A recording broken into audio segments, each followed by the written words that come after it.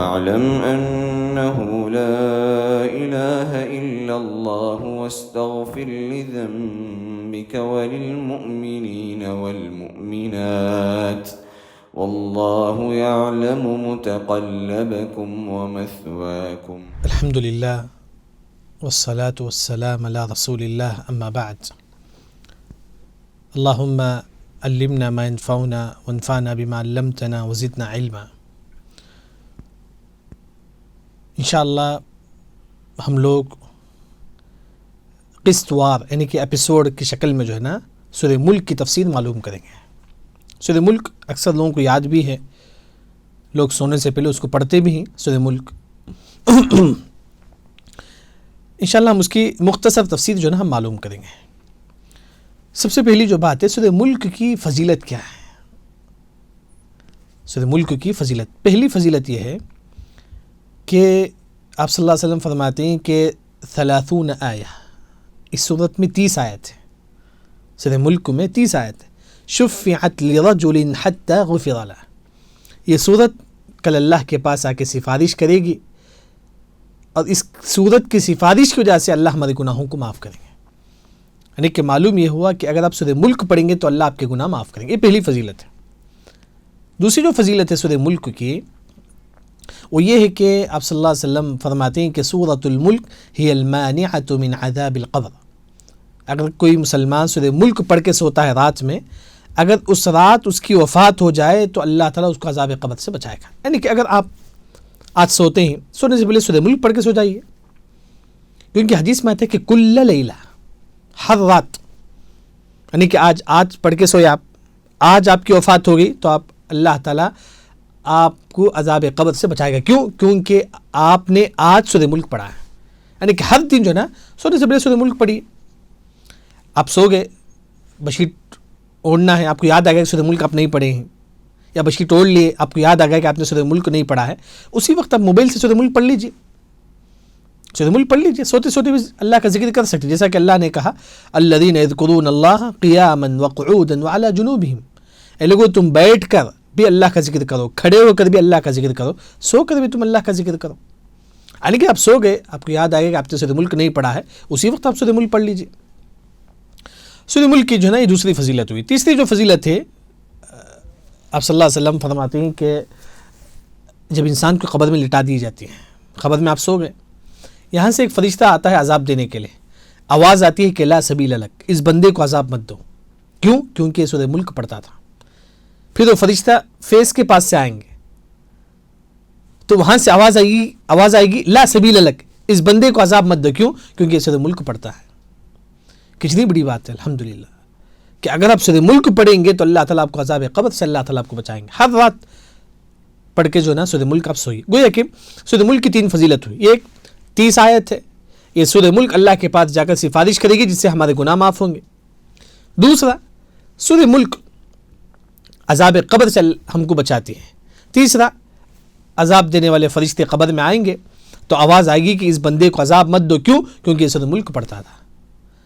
ہاں، یہ فضیلت ہوئی سورہ ملک کی. اس کے بعد آپ دیکھیے بسم اللہ الرحمن الرحیم. یہ سورہ ملک جو ہے نا مکے میں نازل ہوئی، اسے بولتی ہیں کہ مکی صورت.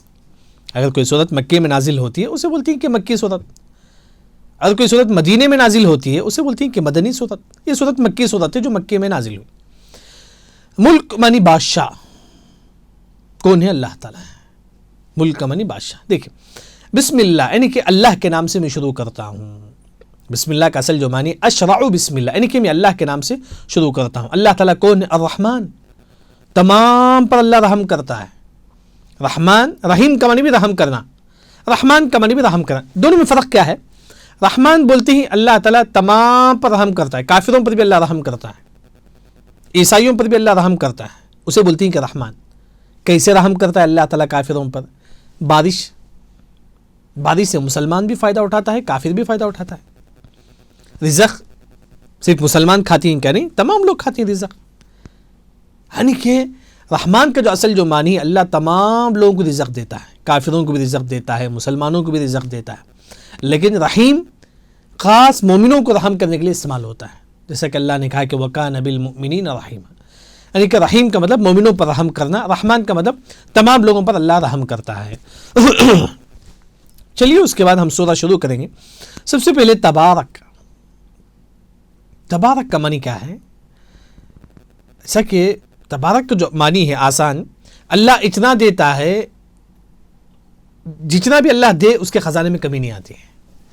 اللہ آپ کو اتنا دے گا کہ اس کے باوجود بھی اس کے خزانے میں رتی برابر بھی کمی نہیں آئے گی، جیسا کہ حدیث میں آتا ہے لو ان اولکم وآخرکم وانسکم وجنکم، پوری دنیا والے ایک جگہ جمع ہو جاتے ہیں، سمجھو کہ پوری دنیا والے یہاں جمع ہو گئے، آدم علیہ السلام سے لے کر قیامت تک جو آنے والے ہیں تمام لوگ یہاں جمع ہو گئے، انسان بھی ہیں جن بھی ہیں، تمام لوگ جمع ہو گئے، تمام لوگ اللہ سے پوچھتے ہیں اللہ مجھے دے دے، مجھے یہ دے دے، مجھے وہ دے دے، اللہ تمام کو ان کی پوچھی ہوئی چیز دے دیتا ہے، لیکن ما نقص ذلك من ملک شیئا، اللہ کے خزانے میں رتی برابر بھی کمی نہیں آتی ہے، رتی برابر بھی کمی نہیں آتی ہے۔ یعنی کہ تبارک، یعنی کہ اللہ آپ کو اتنا دے گا کہ اللہ کے خزانے میں کچھ بھی کمی نہیں آئے گی، یعنی کہ ہم اللہ سے مانگے تو اللہ سے مانگے، تبارک یعنی کہ وہ آپ کو دینے والا ہے، اور اللہ تعالیٰ کو نے بیدہ الملک، اس کے ہاتھ میں بادشاہ ہے۔ کس کے ہاتھ میں بادشاہ ہے؟ اللہ کے ہاتھ میں۔ اور اللہ کے کتنے ہاتھ ہیں؟ حدیث میں آتا ہے کہ کلتا یدیہ یمین، اللہ کے دونوں ہاتھ سیدھے ہاتھ ہیں، اللہ کے دونوں ہاتھ جو ہے نا سیدھا ہاتھ، ہمارا ایک سیدھا ایک الٹا ہے، لیکن اللہ کے دونوں ہاتھ سیدھا ہاتھ۔ کیسے ہی اللہ کے ہاتھ؟ یہاں لوگ پوچھتے نا کہ اللہ کے ہاتھ کیسے ہیں، ہمارے جیسا ہیں کیا؟ نہیں، ہم بولیں گے کہ اللہ کو ہاتھ ہے ویسا ہے جیسا کہ اس کے لیے لائق و زیبا ہے، جیسا کہ حدیث میں اللہ کو پنڈلی ہے، کیسا ہے؟ جیسا کہ اس کے لیے لائق و زیبا ہے، یعنی کہ وہی اللہ کو ہاتھ ہے جیسا کہ اس کے لیے لائق و زیبا ہے، یعنی کہ تبارک بابرکت ہو ذات جس کے ہاتھ پہ بادشاہت ہے، وَهُوَ عَلَى كُلِّ شَيْءٍ قَدِيرٌ، اللہ ہر چیز پر اللہ تعالیٰ قدرت رکھتے ہیں، یعنی کہ آپ ہو سکتا ہے کہ جو نا آپ کو کمائی نہیں ہے، آپ یہ سوچ سکتے ہیں، لیکن قدیر ہے، اللہ دے سکتا ہے آپ کو، بس اللہ سے مانگو۔ ہم اللہ سے مانگتے نہیں، کچھ نہیں کرتے، پھر بولتے ہیں جو نا ہم کو نہیں ملتا ہے کچھ بھی نہیں، قدیر ہے، یعنی کہ ہر چیز جو نا اللہ تعالیٰ دینے والا ہے، بس جناب اللہ سے مانگو۔ اس کے بعد آیت نمبر 2 میں اللہ نے کہا کہ الذی خلق الموت، اللہ نے موت کو پیدا کیا، اور حیات زندگی کو اللہ نے پیدا کیا، یعنی کہ یہاں اللہ نے سب سے پہلے موت کا ذکر کیا، پھر اس کے بعد زندگی کا ذکر کیا، جبکہ ہم زندہ ہوتے ہیں پھر مرتے ہیں، یہی تو ہے نا، یعنی کہ انسان زندہ ہوتا ہے پھر مرتا ہے۔ یہاں اللہ نے کہا کہ جو نا انسان سب سے پہلے مردہ تھا پھر زندہ ہوا، کیسا؟ ماں کے پیٹ میں 4 مہینہ 10 دن سے پہلے بچہ کیسا تھا؟ مردہ تھا، 4 مہینہ 10 دن تک جو ہے نا بچہ مردہ ہوتا ہے ماں کے پیٹ میں، اس کے بعد فرشتے آ کے اس پہ روح پھونکتے ہیں، تو گویا کہ ہم اصل مردے تھے، بعد میں اللہ نے ہم کو زندہ کیا۔ وہی اللہ نے کہا تم کو اللہ نے مردہ پیدا کیا، پھر اللہ نے جو نا زندہ کیا، والحیات، پھر اللہ نے جو نا زندہ کیا۔ لیبلوکم ایکم احسن عملا، اللہ آزماتا ہے کہ تم میں سے کون اچھا عمل کرنے والا ہے، یعنی کہ آپ 2 رکعت نماز پڑھتے ہیں، زید 10 رکعت نماز پڑھتا ہے، لیکن آپ 2 رکعت نبی کے بتائے ہوئے طریقے کے مطابق پڑھتے ہیں، لیکن زید جو ہے نا 10 رکعت جو ہے نا فاسٹ پڑھتا ہے، بس نبی کے بتائے ہوئے طریقے کے مطابق فاسٹ پڑھتا ہے، یعنی کہ اللہ نے کہا کہ عمل کرنے میں بھی جو نا ایسا عمل کرو جو قرآن حدیث کے مطابق ہو۔ 2 رکعت آپ پڑھے، قرآن حدیث کے مطابق پڑھو، نبی نے جس طرح بتایا اس طرح تم پڑھو۔ 10 رکعت پڑھے، وہ قرآن حدیث کے مطابق نہیں ہے، فاسٹ پڑھے، کوئی سکون نہیں، اطمینان نہیں، کیا فائدہ ہے؟ یعنی کہ تھوڑا بھی عمل کرو، لیکن یعنی کہ اچھا عمل کرو۔ اچھا عمل کی 2 شرط ہیں، ایک وہ عمل خالص اللہ کے لیے ہو، آپ نماز پڑھتے ہو کس کے لیے؟ اللہ کے لیے۔ دوسرا وہ عمل جو نا قرآن حدیث کے مطابق ہو، ایک خالص اللہ کے لیے، وہ عمل جو نا قرآن حدیث کے مطابق ہو، تبھی وہ عمل جو نا احسن و عمل، یعنی کہ سب سے بہترین عمل ہوگا۔ وہ العزیز، اور اللہ تعالیٰ عزیز ہے۔ عزیز کا معنی کیا ہے؟ ہم ہمیشہ سوچتے ہیں عزیز غالبانہ، اس کو سمجھنے کے لیے آپ دیکھیں گے کہ ایک بادشاہ ہے، اسے ہٹا کے میں بادشاہ بن سکتا ہوں، ہو سکتا ہے نا کہ وہ بھی انسان ہے، میں بھی انسان ہوں، میں ہٹا کے میں بادشاہ بن سکتا ہوں، لیکن اللہ کو کوئی ہٹا نہیں سکتا، عزیز ہے، یعنی کہ کوئی اللہ پر غالب نہیں آ سکتا، کوئی اللہ کو اس کے بادشاہ سے نہیں ہٹا سکتا، عزیز ہے اللہ تعالیٰ۔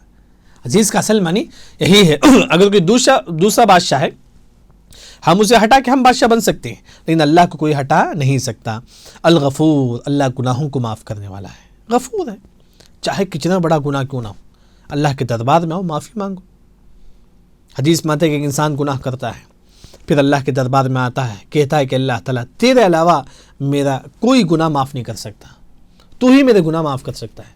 اللہ تعالیٰ کہتے ہیں کہ چل اس کے گناہوں کو میں معاف کر دیتا ہوں۔ پھر وہ انسان گناہ کرتا ہے، پھر اللہ کے دربار میں آتا ہے، اللہ تعالیٰ سے کہتا ہے کہ اللہ تعالیٰ مجھ سے گناہ ہو گیا، پھر کہتا ہے اور کہتا ہے کہ اللہ تعالیٰ تیرے علاوہ کوئی میرے گناہوں کو معاف نہیں کر پاتا، تیرے علاوہ کوئی مجھے معاف نہیں کرے گا۔ تو اللہ نے کہا کہ چل میں تیرے گناہوں کو معاف کر دیتا ہوں، پھر اللہ اس کے گناہوں کو معاف کر دیتے، یعنی کہ غفور، جتنے بھی گناہ ہو جائے اللہ کے دربار میں حاضر ہو کر جو نا مغفرت طلب کرو۔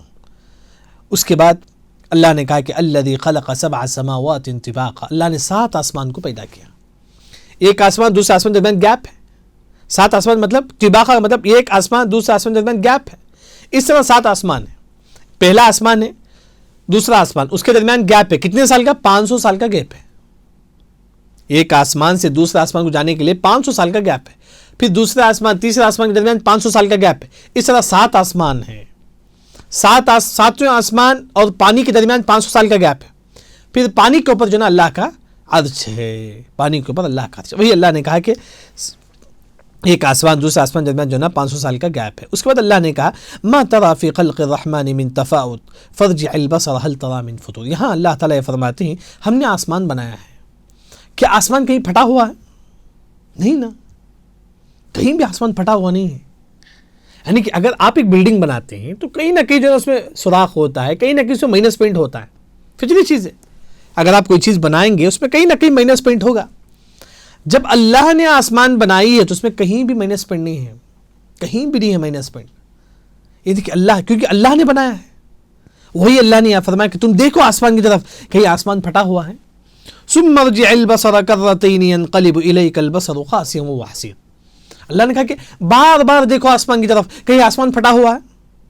نہیں، اگر آپ کہیں بھی دیکھیں گے کہیں آسمان پھٹا ہوا کہ نہیں، کہیں بھی نہیں پھٹا ہوا، یعنی کہ یہاں اللہ تعالیٰ کافر کو کہتی ہیں کہ کافر تو آسمان کی طرف دیکھ، کیسا اللہ نے آسمان بنایا ہے، اس میں کہیں بھی عیب نہیں ہے، یہ بنانے والا رب کے علاوہ کوئی نہیں ہو سکتا ہے، یہ نہ یہ بت، نہ یہ درگاہ والے، نہ یہ پیر، نہ ولی، نہ بت، کوئی ایسا نہیں بنا سکتا ہے، یہ اللہ ہے جس نے آسمان کو بنایا ہے، آسمان میں کہیں بھی چھید نہیں ہے، کہیں بھی سوراخ نہیں ہے۔ اللہ نے کہا کہ اگر آپ بار بار بھی دیکھیں گے فرجع البصر، یعنی کہ ینقلب الیک البصر خاسئا وهو حسیر، یہ نگاہیں ذلیل مان کے آپ کے پاس آئیں گی، یعنی کہ تھک جائیں گے آپ، کہیں بھی آسمان جو نا پھٹا ہوا نظر نہیں آئے گا۔